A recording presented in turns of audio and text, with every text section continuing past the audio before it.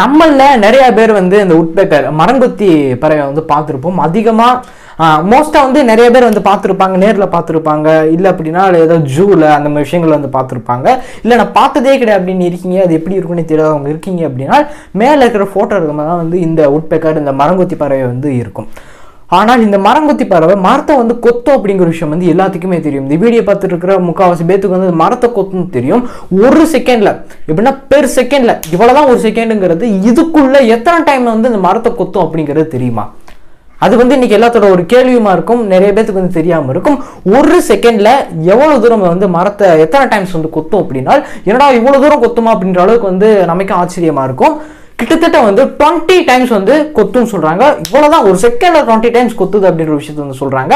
இந்த மாதிரி தினம் புது விஷயம் உங்களுக்கு தெரியும் அப்படின்னு நம்ம விஷயம் மறக்காம சப்ஸ்கிரைப் பண்ணிக்கோங்க. பக்கத்து பெல் பட்டன் இருக்கும், அதே மாதிரி கிளிக் பண்ணுங்க. இந்த வீடியோ லைக் பண்ணுங்க, ஷேர் பண்ணுங்க, கமெண்ட் பண்ணுங்க.